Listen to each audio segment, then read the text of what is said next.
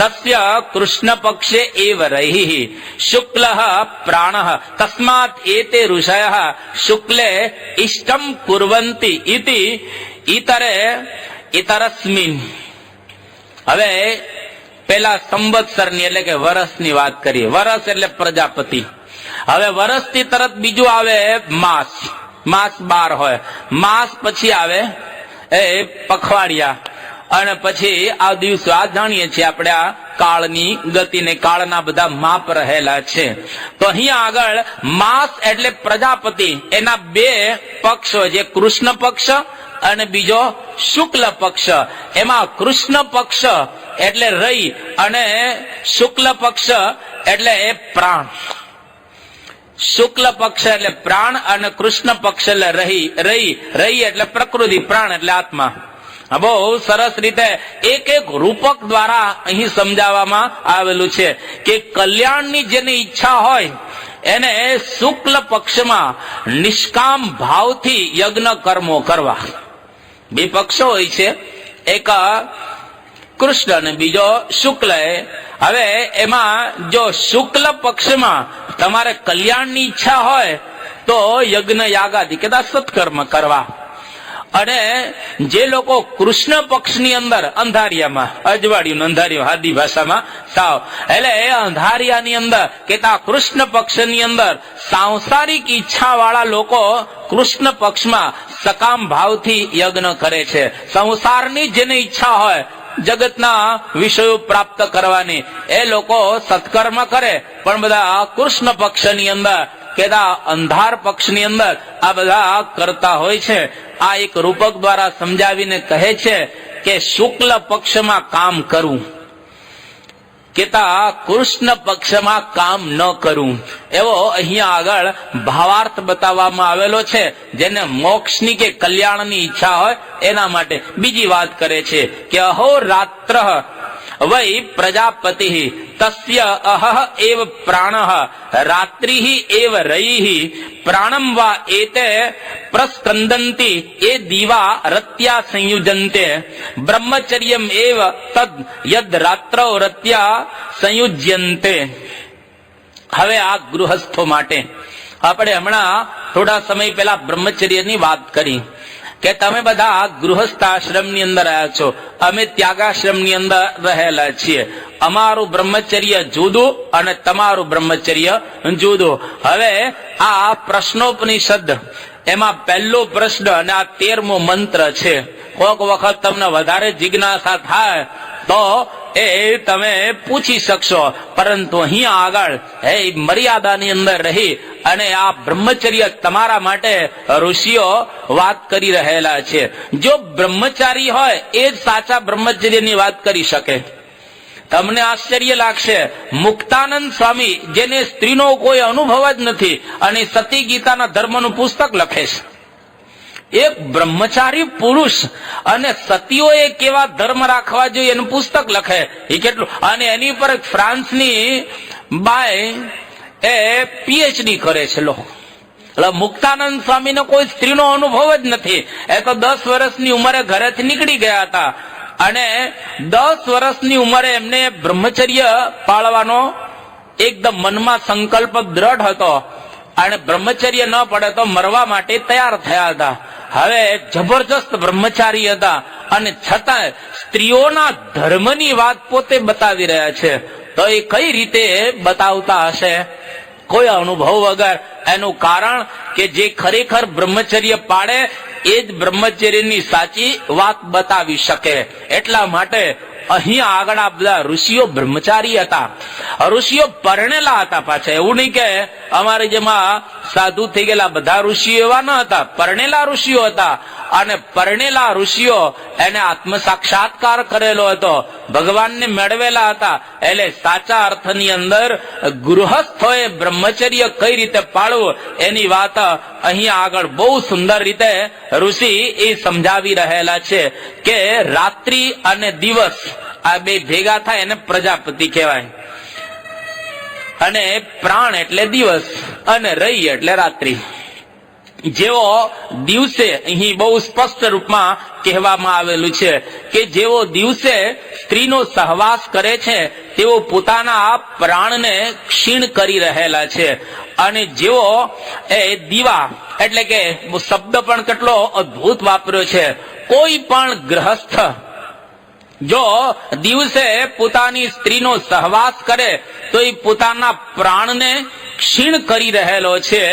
એ દીવા રત્યા સંયુજ્યંતે એતે વૈ પ્રાણમ પ્રસ્કંદંતી, એટલે પોતાના પ્રાણને ક્ષીણ કરે છે. આ શાસ્ત્રની મર્યાદા ઋષિઓ બતાવે છે. અને જેવો રાત્રે સ્ત્રી સહવાસ કરે છે એ જ ખરેખર સાચા અર્થની અંદર બ્રહ્મચર્ય છે. આ શ્લોકની અંદર આટલી વાત કરી. ટૂંકમાં ગ્રહસ્થોએ એ સંયમ રાખવો જોઈએ, અને કયા પ્રકારનો સંયમ રાખવો જોઈએ એની વાત પણ હવે આગળના મંત્રની અંદર કરશે આપણને. ગ્રહસ્થ આશ્રમ એ ખાલી સંતતિ ઉત્પન્ન કરવાનો આશ્રમ છે, નહીં કે વિષયોનો ઉપભોગ કરવાનો આશ્રમ.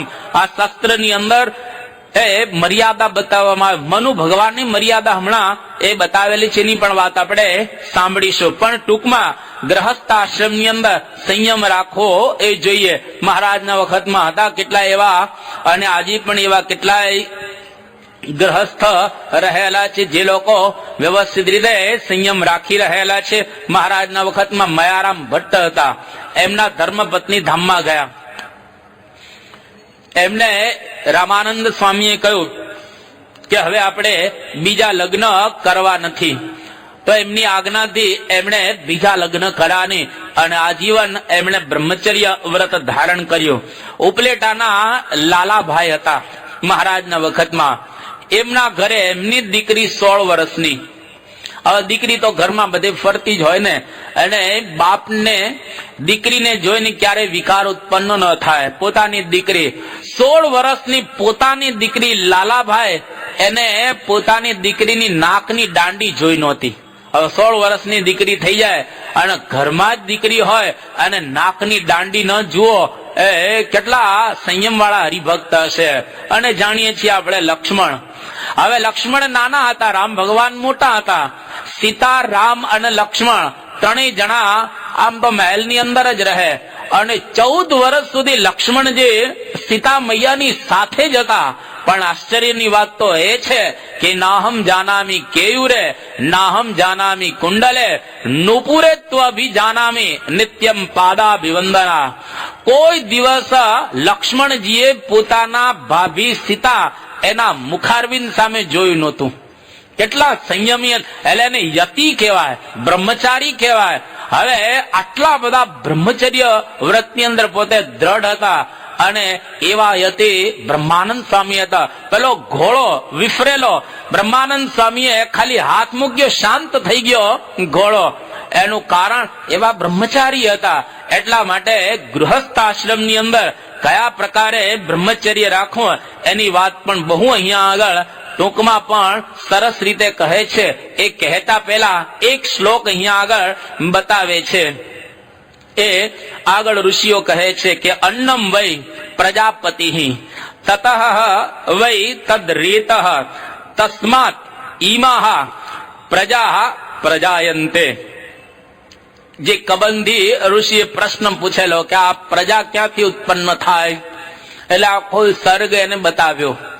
ત્યાર પછી સૂર્ય અને ચંદ્રમાના રૂપક દ્વારા આ કૃષ્ણ પક્ષ, ત્યાર પછી શુક્લ પક્ષ, પછી માસના આ 2 પખવાડિયા વગેરે વગેરે, દિવસ અને રાત્રિ, આ બધી વાત કરી. અને હવે શરીરની અંદર જે પ્રજા ઉત્પન્ન થાય છે એનું મૂળ શું છે એ બતાવે છે કે કઈ રીતે પ્રજા ઉત્પન્ન થાય. તો અહીંયા આગળ કહે છે કે અન્નમ વૈ પ્રજાપતિ. અન્ન આપણે ખાઈએ એ અન્ન પ્રજાપતિ છે. એટલે અન્નનો ક્યારેય અનાદર ન કરવો. પેલાનો વખતમાં આપણે ગ્રાસ કાઢીને પછી જમતા હતા. ગો ગ્રાસ ને શ્વાન ગ્રાસ ને આ બધા ગ્રાસ કાઢીને પછી આપણે જમીએ. અને અન્ન દેવતા કહેવાય. ઘણા જમતા પહેલા આમ કરશે અને જમી લીધા પછી પણ થાળીને પગે લાગશે, કેમ કે અન્ન પ્રજાપતિ છે, દેવતા છે.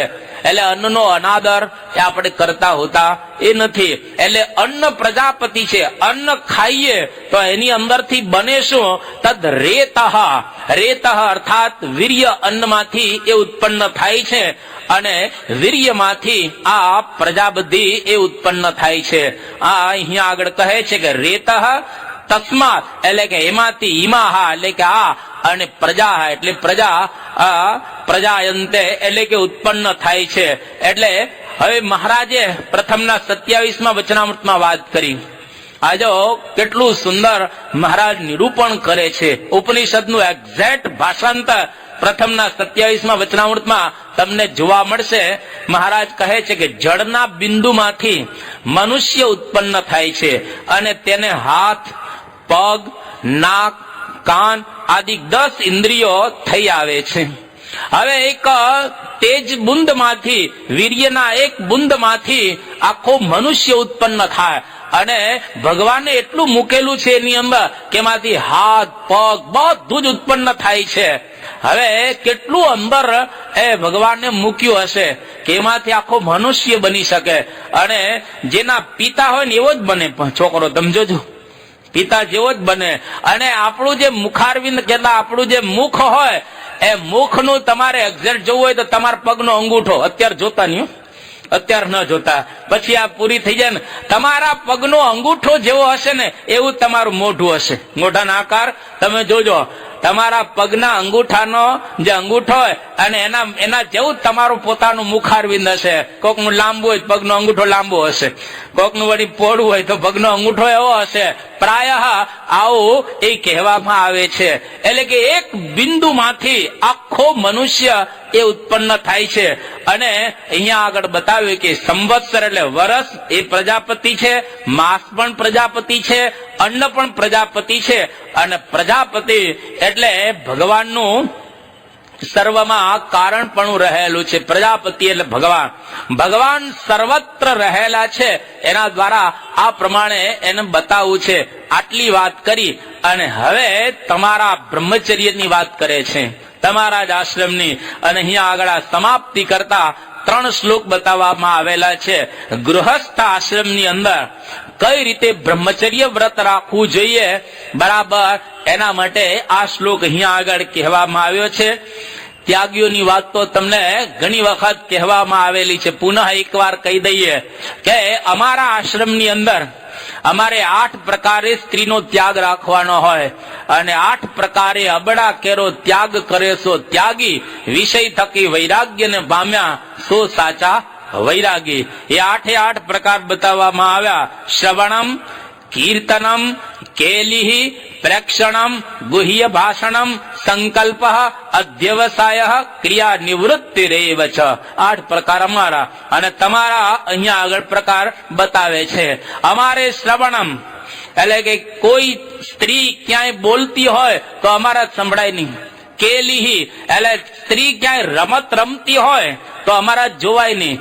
શ્રવણમ કીર્તનમ એટલે કીર્તન ગાતી હોય તો અમારાથી એ સંભળાય નહીં. પ્રેક્ષણમ જાણી જોઈને ક્યારે સ્ત્રીને જોવાની નહીં. અને ગુહ્ય ભાષણમ સ્ત્રીની સાથે ફોનમાં ગુહ્ય રીતે વાત થાય નહીં. આ 5. છઠ્ઠું સંકલ્પ મનથી પણ સ્ત્રીનો સંકલ્પ ન કરાય. અધ્યવસાય એટલે કે સ્ત્રીને મેળવવાનો નિશ્ચય ન કરવો. 7મું અને ક્રિયા નિવૃત્તિ રેવચ સ્ત્રીની સાથે સાક્ષાત સંબંધ ક્યારે અમારે ન થાય. એટલા માટે 8 પ્રકારે અબળાનો ત્યાગ કરે એને ત્યાગી કહેવાય. આ કપડા પહેરેલા છે એ સાર્થક ત્યારે ગણાય. આ કપડા ભગવા પહેર્યા છે, ભગવા કપડામાં ડાઘ ન લાગવો જોઈએ. એટલા માટે જેમ કબીરજીએ વાત કરીને કે ભગવાન તે મને જે ચાદર આપેલી હતી ને આ ચાદર જ્યું કી ત્યું ધર દીની. આવી ચાદર જે તે મને એકે ડાઘ પડવા દીધો નથી. તો આજે ખરેખર કળિયુગની અંદર આપણે કહી શકીએ કે જેની ચાદરમાં એક પણ ડાઘ નથી લાગ્યો એવા પ્રમુખ સ્વામી મહારાજ આપણી સમક્ષ છે. આખા વિશ્વની અંદર ફરે પણ એને કઈ ડાઘ લગાડવા દીધો નથી. અને એને લઈ અને આ કળિયુગની અંદર આજે બધા સંતો છે બ્રહ્મચર્ય વ્રત ધારણ કરી શકે છે. બાકી આ કળિયુગમાં રહેવું અતિશય ભોગ વિલાસના જમાનામાં અઘરું છે. પરંતુ આજે પણ આ બ્રહ્મચારીનો પ્રવાહ ચાલુ છે. હમણાં સારંગપુર નવા 21 જણા સાધુ થયા. 823 હતા અને બીજા 21 જોડાણા એટલે 844 થયા.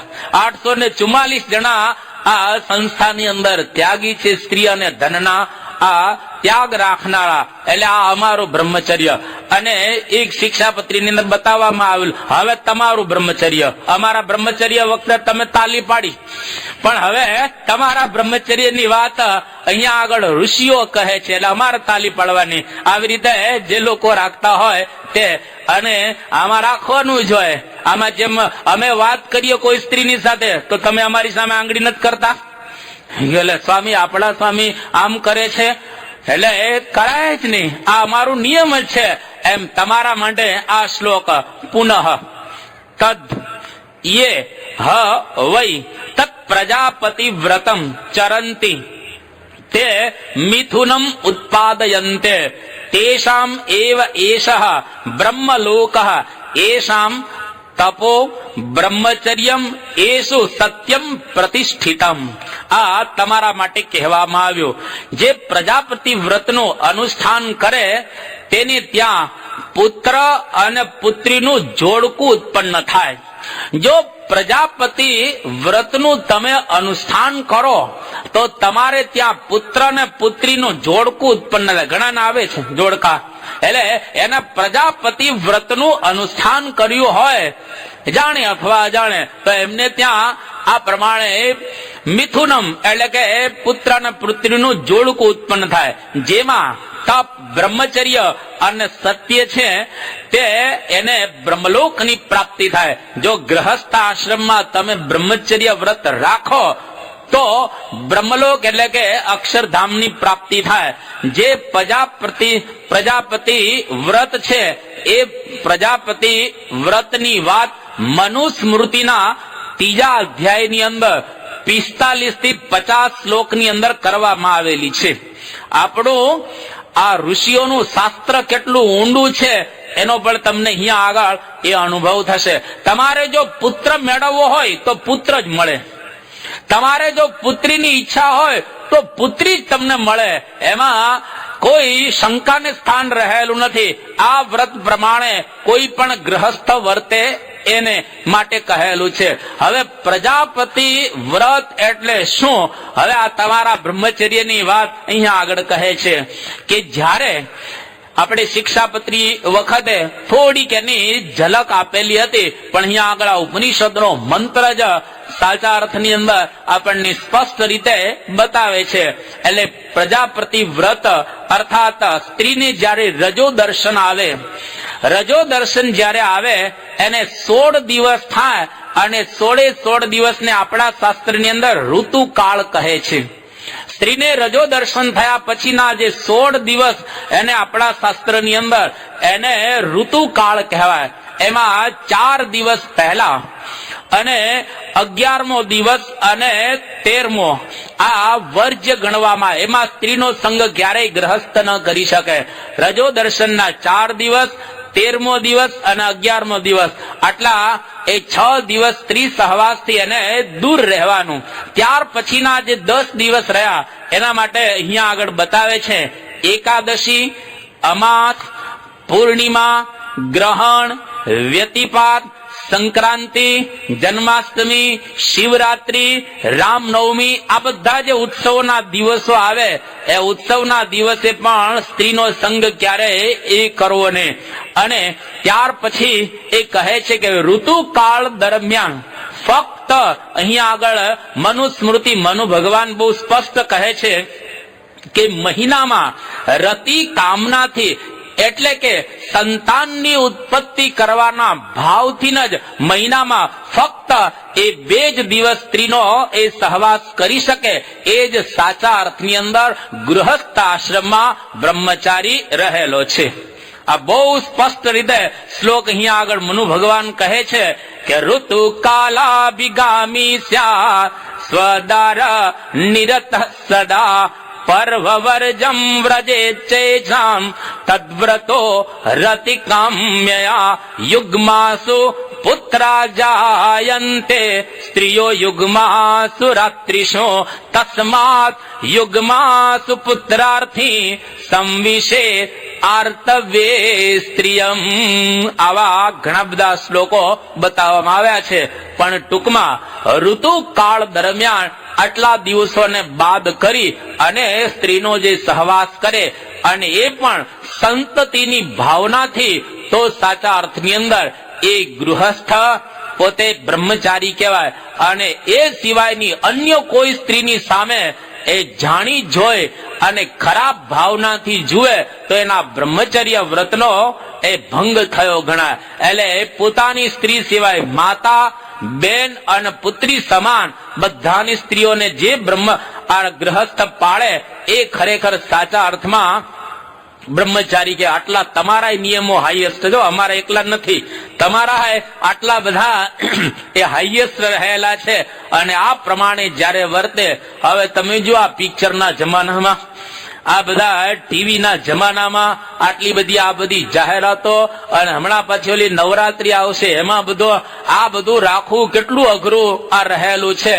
અને આ પ્રકારના જમાનાની અંદર આવું બ્રહ્મચર્ય વ્રત તમે રાખો તો સાચા અર્થમાં ગ્રહસ્થ તમે બધા બ્રહ્મચારી કહેવાય. હવે જે લોકોને અહીંયા આગળ કેટલું વિજ્ઞાન પણ આગળ વધેલું છે, વિજ્ઞાનની શોધ તો અત્યારે થઈ છે, આ છેલ્લા 100 વર્ષની, આ તો હજારો વર્ષ પહેલાના ગ્રંથો છે. એટલે કે ઋતુકાળ દરમિયાન કેટલા 16 દિવસની અંદર જો તમને પુત્રની ઈચ્છા હોય તો યુગમાસુ એટલે કે બેકી દિવસે કોઈ સ્ત્રીનો સંગ કરે અને પુત્રની ઉત્પત્તિ થાય, અને એકીની સંખ્યામાં કોઈ સ્ત્રીનો સંગ કરે એને પુત્રીની ઉત્પત્તિ થાય. આટલું વિજ્ઞાન ઋષિઓ જાણતા હતા, કારણ કે ઋષિઓએ આ બ્રહ્મચર્ય વ્રત બરાબર ધારણ કરેલું હતું. અને છેલ્લે આ પ્રશ્નની પૂર્ણાહુતિ કરતા પિપ્પલાદ ઋષિ કહે છે કે તેષામ અસૌ વિરજઃ બ્રહ્મલોક ન એષુ જીહ્મમ અનૃતં ન માયા ચેતી. આટલી વાત કરીને પૂરું કરે છે કે જેમાં કુટિલતા, અસત્ય અને માયા ન હોય એવા લોકો બ્રહ્મલોકની અંદર પોતે જાય છે અને બ્રહ્મલોકની અંદર નિવાસ કરે છે. એટલે જો આપણે બ્રહ્મલોકની અંદર જવાની ઈચ્છા હોય તો કુટિલતા એટલે કે દગા વૃત્તિ જે આપણી અંદર છે એને છોડી દેવાની, કોઈ પણ પ્રકારનું અસત્ય કાર્ય નહીં કરવાનું. અને છેલ્લે કહે છે કે માયા જો આપણી અંદર ન હોય તો સાચા અર્થની અંદર આપણી બ્રહ્મલોકની અંદર પહોંચી શકીએ, બ્રહ્મલોકની અંદર આપણો નિવાસ થાય. આટલી વાત કહી અને એક પ્રશ્નને પૂરો કરે છે. અદ્ભુત આવા 6 પ્રશ્નો રહેલા છે. 6 પ્રશ્નોની અંદર આખો પ્રશ્નોપનિષદ એ પૂર્ણ થયેલું છે. તો અહીંયા આગળ કબંધી ઋષિનો એક પ્રશ્ન એનું આપણે નિર્વચન કર્યું, સાંભળો. અહીંયા આગળ આજની પારાયણને આપણે પૂર્ણ કરીએ છીએ. આગળનો બીજો પ્રશ્ન આપણે આવતા શનિવારે એનું નિરૂપણ કરીશું. શ્રી સ્વામિનારાયણ ભગવાનની ગુણાતીતમ